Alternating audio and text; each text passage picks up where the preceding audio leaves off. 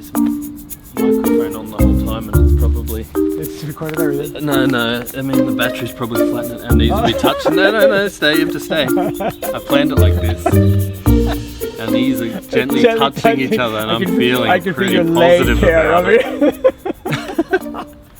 So, hi Craig. How you doing? Today, I mean, where have you been? Where have I been? We haven't made a video in more than 2 weeks. In 2 weeks? Okay.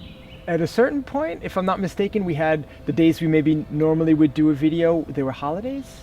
Is that maybe it? You had to take a couple of holidays well because you had some things to do, family stuff to do. Had stuff outside of YouTube to take care of. There's my clock. I've forgotten where it was because I haven't set a timer in so long.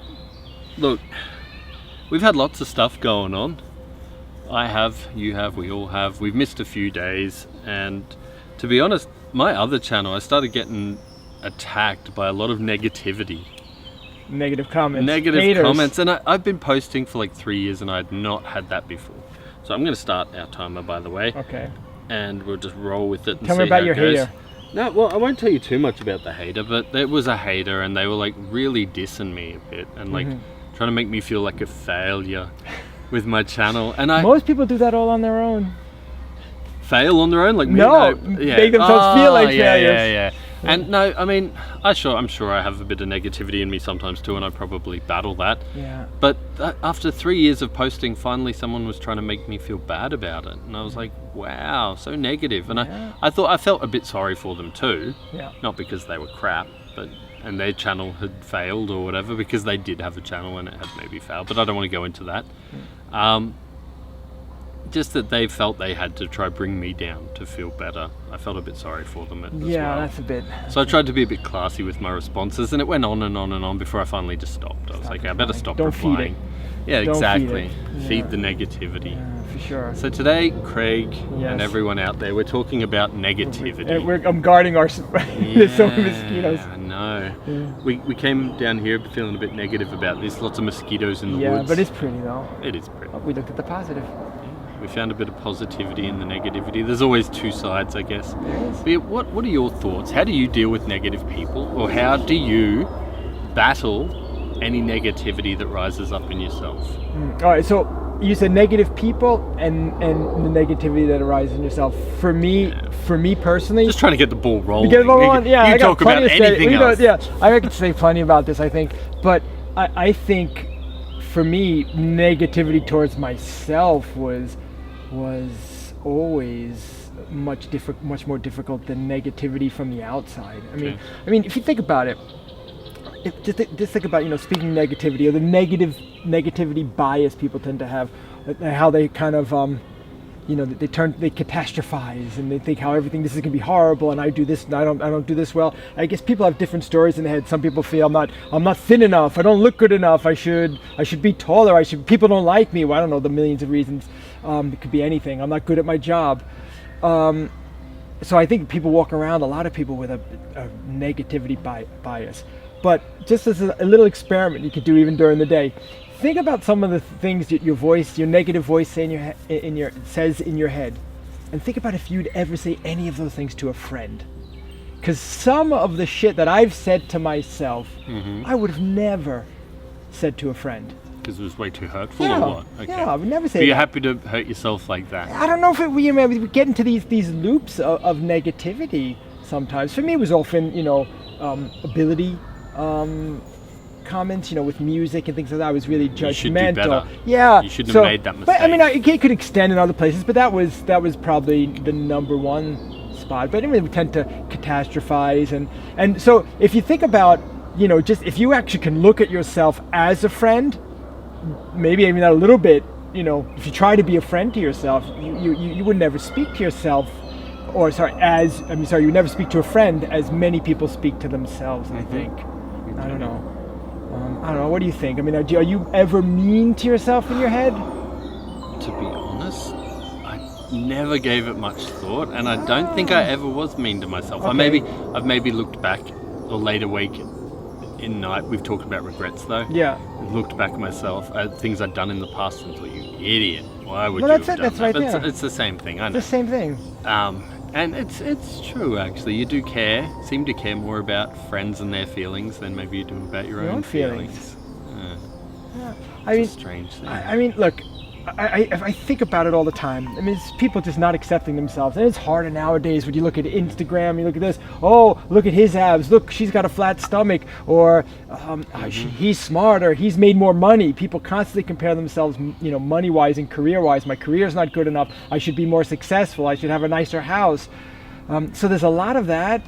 And instead of learning to just accept you as and be happy with that, you mean? Yeah, exactly. Well, without going to that extent. Like we've talked in multiple episodes of just becoming that person who, the couch potato, just doing nothing.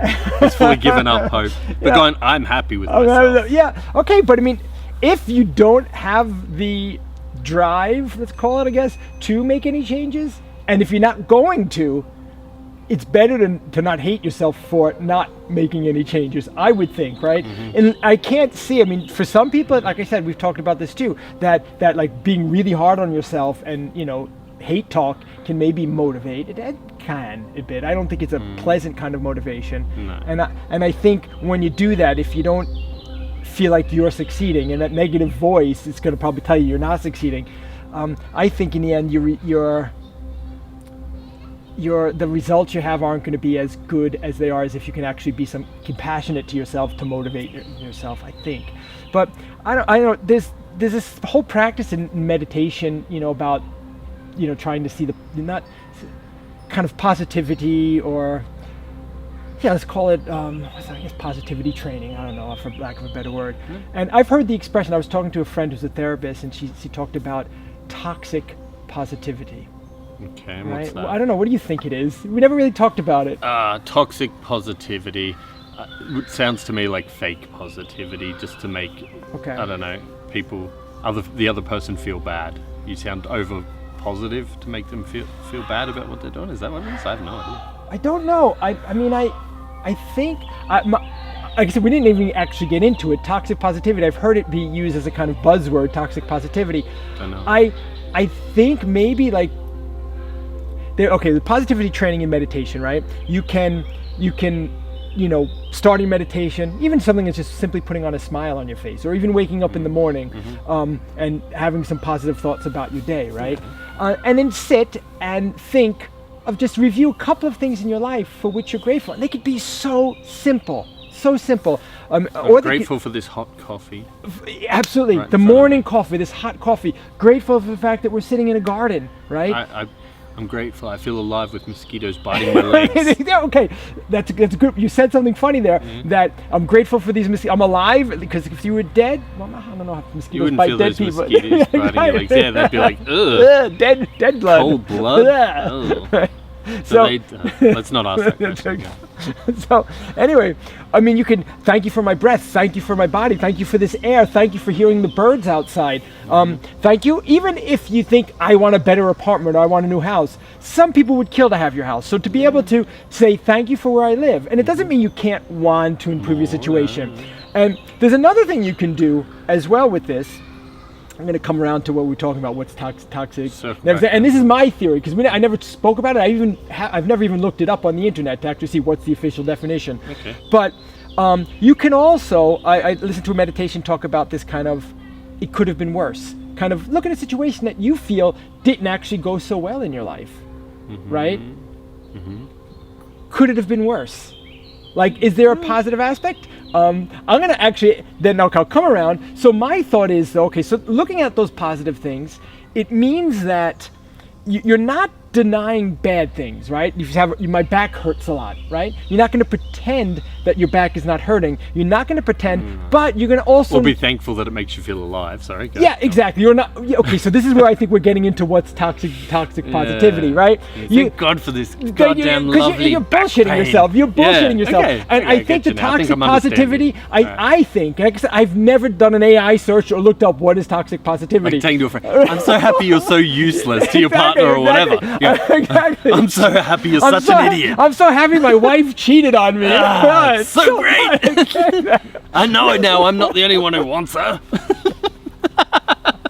Exactly. Exactly. Jeez. Aren't I lucky that What the hell? I have a woman that other people desire too? Oh. Right. So I think that might be a definition, but one of our could be one positive of negativity. our 27. No, what was it?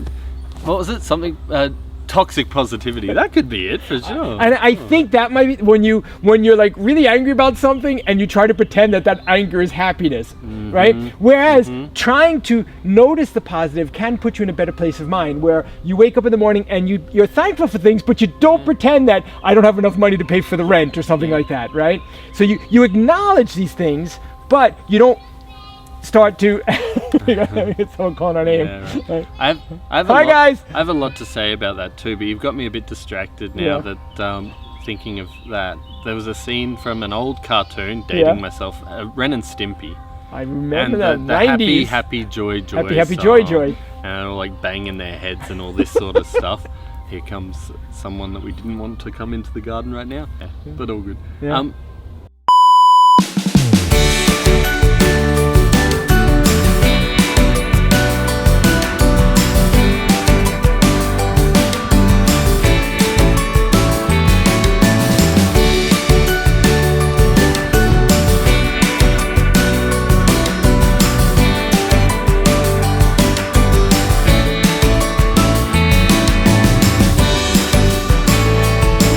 Craig and Ben dodged a bullet job-wise, and they're still here shining.